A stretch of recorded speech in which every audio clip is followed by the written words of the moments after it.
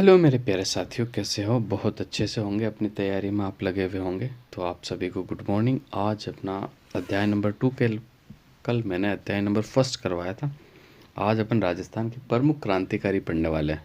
और कहाँ से पढ़ने वाले? तो आपकी जो आरबीएससी की बुक्स हैं उससे ये चैप्टर लिया है। उससे जो इम्पोर्टेंट क्वेश्चन आपके एग्ज़ाम में बने हुए हैं या बनने वाले हैं, तो उसका ये मैंने एक संग्रह किया है। तो बिल्कुल आप लोग अच्छे से देखना क्लास को, आपको बेनिफिट मिलेगा। चलो तो बढ़ते हैं पहला क्वेश्चन की तरफ। भरतपुर के किस शासक ने अंग्रेजों से संधि के बावजूद होलकर को अंग्रेजों को नहीं सौंपा था? तो वो थे रणजीत सिंह। कौन थे भाई? रणजीत सिंह। क्लियर है? Next question. आचो गोरा हट जा, राज भरतपुर को रे गोरा हट जा, भरतपुर गढ़पान को बाको, किलो रे बाको, गोरा हट जा। कविता का संबंध किस साहित्यकार से है? तो बांकीदास से। बिल्कुल आपको याद रखना किससे है भाई? बांकीदास से। बांकीदास के बारे में थोड़ा सा देख लेते अपन। बांकीदास मारवाड़ के शासक मान सिंह के राजकवि भी थे और काव्य गुरु भी थे। ये सवाल एग्जाम में कई बार आ चुका, वापस से रिपीट होगा। ठीक है, किसके दरबार में रहते थे ये? तो ये जोधपुर के आपके जो मान सिंह है उनके दरबार में। ठीक है, एक मान सिंह आपके जयपुर वाले हैं, लेकिन यह जो बात हो रही जोधपुर के शासक, मारवाड़ के शासक मान सिंह की, और इनके ये काव्य गुरु भी थे। आयो अंग्रेज मुल्क रे ऊपर, ये जो रचना है किनकी है? तो आपको याद रखना बांकीदास की है। ठीक है, बहुत इंपॉर्टेंट करती है, याद रखनी है आपको।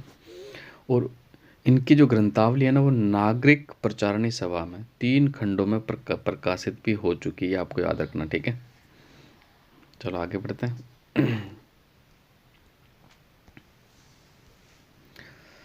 साहित्यकार सूर्यमल मिश्रण के बारे में देख लेते थोड़ा। ये मिश्रण जो बूंदी के राजा माधो सिंह के दरबारी कवि थे। ठीक है, बिल्कुल आपको याद रखना। ठीक है, और राम सिंह के भी दरबारी कवि थे, बिल्कुल आपको याद रखना। नेक्स्ट। वीर सतसई में 1857 की क्रांति का वर्णन, ये किसकी रचना है? तो ये आपके सूर्यमल मिश्रण की रचना है। किसकी रचना? सूर्यमल मिश्रण की रचना। अहुआ युद्ध पर कविता लिखने वाले जो साहित्यकार थे वो कौन थे? तो कवि गिरवर्धन। कौन थे? कवि गिरवर्धन। सीकर जिले के डूंगजी व जवारजी के चाचा भतीजा थे। उनमें डूंगजी के बारे में, डूंगजी एक तो डूंगर जी जो थे वो शेखावटी ब्रिगेड के अंदर रिसालदार थे। ठीक है, आपको याद रखना। डूंग जी को उसके साले भैरू सिंह ने धोखे से पकड़वाया था। और डूंग जी को कौन से किले में बंद रखा गया था? आगरे के किले के अंदर इनको बंद रखा गया था। और डूंग जी का निधन जो हुआ था ना, वो जोधपुर दुर्ग में हुआ था। ये इंपॉर्टेंट है, याद रखना आपको। ठीक है, नेक्स्ट। गढ़सीसर बीकानेर के पास जब डूंगर जी और जवार जी को अंग्रेजों द्वारा जोधपुर सेना की सहायता से घेरा गया था, तो जवार जी भागकर कहाँ चले गए थे? तो जवार जी जो भागकर चले गए थे वो खेर खट्टा के अंदर। कहाँ चले गए थे भाई? खेर खट्टा। 1804 जाट परिवार में जन्मे लोठू जी निठारवाल का संबंध किस जिले से? तो आपको याद रखना सीकर से। लोठू जी निठारवाल का जो संबंध है वो सीकर से है। बालू नाई सांखुलवार करना भील के साथ मिलकर लोठू जी निठारवाल ने आगरा दुर्ग में किसको छुड़वाया था? तो बिल्कुल डूंगर जी को छुड़वाया था। ठीक है, कितने लोग थे? 4 लोग। एक तो बालू नाई, सांखुलुहार, करना भील और उसके साथ लोठू जी। ठीक है, इन चारों ने मिलकर जब डूंगर जी को आगरा के दुर्ग में कैद किया था तो उनको छुड़वाया था वहां से। 1857 की क्रांति के प्रथम शहीद राजस्थान के मंगल पांडे अमरचंद भाटिया का संबंध किस जिले से है? तो इनका संबंध है आपके बीकानेर से। कहाँ से है? बीकानेर से। बीकानेर की स्थापना कब हुई? 1488 में। बिल्कुल आपको याद रखना है। अमरचंद भाटिया का जन्म 1793 में हुआ, जबकि उनको फांसी जो हुई थी वो 1858 में हुई। कहाँ दी गई थी उनको फांसी? तो आपको याद रखना ग्वालियर। ये ग्वालियर आपके राजस्थान में नहीं पड़ता, ये ग्वालियर आपके एमपी में पड़ता। कहाँ पड़ता? एमपी में। विजय सिंह पथिक का जन्म 1882 को उत्तर प्रदेश के किस गांव में हुआ था? तो ये हुआ था गुठावली। कौन सा गांव है? गुठावली। बिल्कुल याद रखना, ये यूपी में पड़ता है। वीर भारत समाज और राजस्थान सेवा संघ की स्थापना किसने की थी? तो विजय सिंह पथिक के द्वारा की गई थी। बिल्कुल आपको याद रखना, इंपॉर्टेंट क्वेश्चन है, कई बार एग्जाम आया। बिजोलिया किसान आंदोलन के किस चरण का नेतृत्व विजय सिंह पथिक ने किया था? तो दूसरे चरण का जो नेतृत्व है ना, वो आपके विजय सिंह पथिक ने किया था। पहला चरण का आपका जमनालाल बजाज थे और तीसरे चरण का जो नेतृत्व किया था वो पहले चरण का साधु सीताराम दास सॉरी और तीसरे चरण का जमनालाल बजाज ने किया था। बिल्कुल आपको याद रखना है। और देख लेते अपने इंपॉर्टेंट क्वेश्चन जो आपके एग्जाम्स की दृष्टि से इंपॉर्टेंट हो।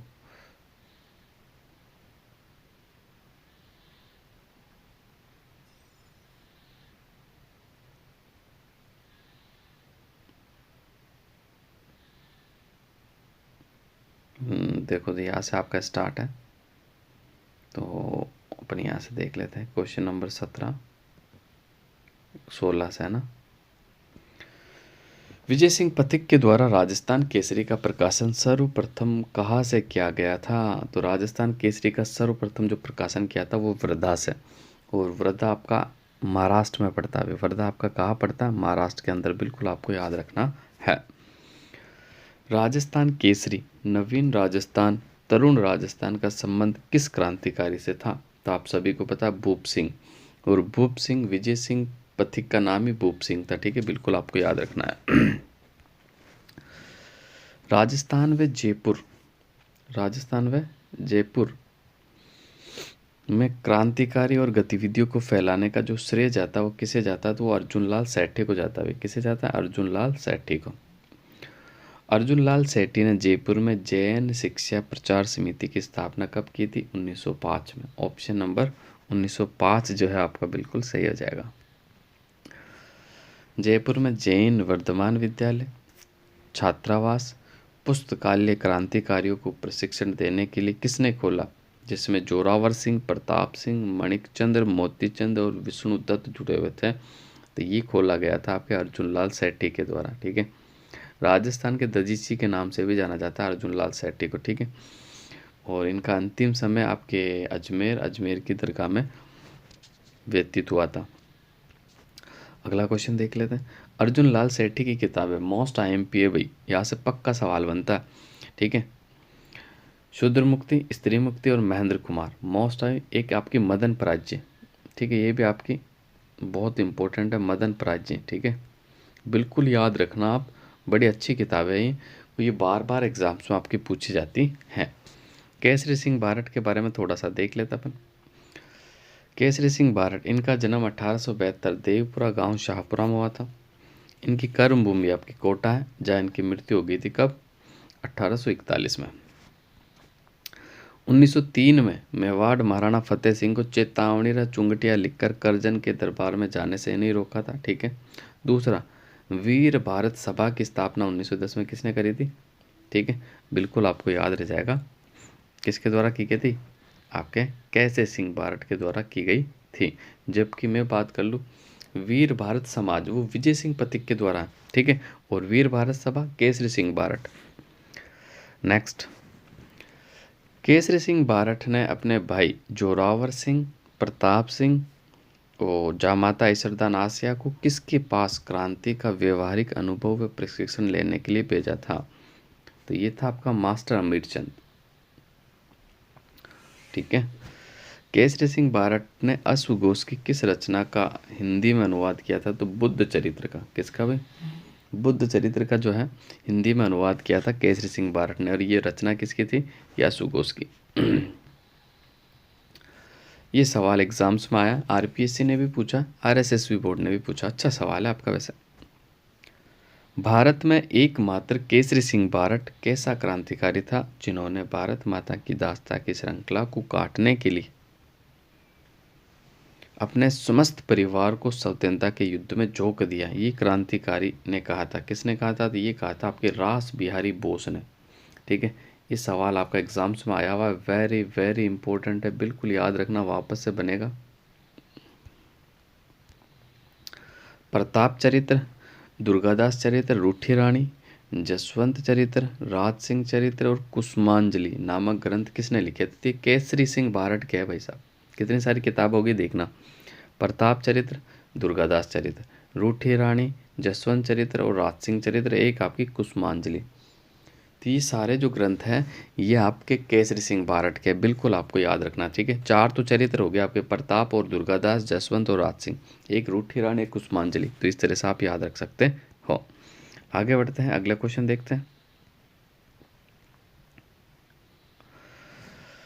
क्वेश्चन नंबर 27 है आपका। 1912 में जोधपुर के महंत प्यारे लाल के हत्याकांड में केसरी सिंह बारट को किस जेल में 20 वर्ष की सजा हुई थी? तो केसरी सिंह बारट को हजारीबाग जेल के अंदर, ठीक है, 20 वर्ष की सजा हुई थी, आपको बिल्कुल याद रखना है। केसरी सिंह बारट के पुत्र प्रताप सिंह बारट का जन्म 1893 में कहाँ हुआ था? तो शाहपुरा में हुआ था। क्या हुआ था? शाहपुरा में। अब प्रताप सिंह बारट के बारे में थोड़ा सा देख लेते हैं अपन। क्रांतिकारी मास्टर अमीरचंद और अर्जुनलाल सेठी के वर्तमान पाठशाला में प्रशिक्षण लिया इन्होंने, सबसे पहले तो याद रखना, ठीक है। बनारस कांड में गिरफ्तारी कर बरेली जेल में 5 साल की सजा हो गई इनको। कितने साल की? 5 साल की। और 1918 में 22 वर्ष की उम्र में ये शहीद हो गए थे, ठीक है, देश के लिए ये शहीद हो गए थे। मेरी माँ रोती है तो उसे रोने दो, सैकड़ों माताओं को ना रोना पड़े, यदि मैंने दिल का भेद खोल दिया तो ये वास्तविक मृत्यु होगी और मेरी माता पर अमिट कलंक लगेगा। ये वाक्य अंग्रेज अधिकारी क्लीवलैंड ने किसके लिए कहा था? तो ये कहा था प्रताप सिंह बारट के लिए। मोस्ट आईएमपी बनेगा, पक्का बनेगा, लिख के ले लो इस बात को, 100% बनेगा। ज़बरदस्त सवाल है, इसको नोट जरूर करना। नेक्स्ट, राजस्थान के किस रियासत के राजा ने प्रताप सिंह बारट के आगमन पर प्रतिबंध लगाया था? तो बिल्कुल बीकानेर रियासत। कौन सी रियासत? बीकानेर रियासत।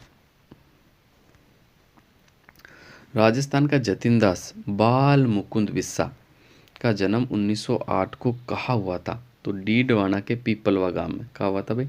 डीडवाना के पीपलवा गांव में। दूसरा याद रखना आपको, राजस्थान का जतिनदास किसे कहा जाता? बाल मुकुंद बिस्सा को कहा जाता, ठीक है। बाल मुकुंद बिस्सा ने चरखा संघ और खादर भंडार की स्थापना कहाँ की थी? तो ये नागौर में की थी। कहाँ की थी? नागौर, बिल्कुल आपको याद रखना है। नेक्स्ट,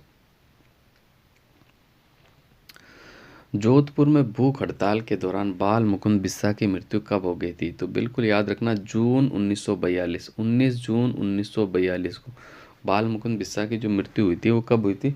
19 जून 1942 को। सागरमल गोपा का संबंध कौन सी रियासत से? अभी सवाल आया था आपका, अभी कौन सा सवाल, ये यही सवाल आया था आपका, कौन सा एग्ज़ाम हुआ था इसी में, ठीक है, ये जैसलमेर से था आपका। तो मैं कह रहा हूँ हूबहू सवाल आपके एग्जाम्स में आएंगे, बस अच्छे से आप इसका रिवीजन करें, अच्छे से पढ़ें। आज़ादी के दीवाने, रघुनाथ सिंह का मुकदमा, जैसलमेर का गुंडा राज पुस्तकों का संबंध किस क्रांतिकारी से? तो आपके सागरमल गोपा, ठीक है, बिल्कुल आपको याद रखना, सागरमल गोपा। जैसलमेर के सागरमल गोपा के बारे में कुछ फैक्ट अपन देख लेते हैं ना। जैसलमेर के सागरमल गोपा, इनका जन्म 3 नवंबर 1900 में हुआ था, ठीक है, कहा जैसलमेर में।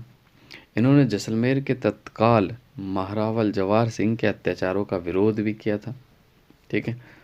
और 24 मई 1941 को इनमें जेल में डालकर अमानवीय यातनाएं दी गई और अप्रैल 1947 को मिट्टी का तेल डालकर इनको जला दिया गया, ठीक है।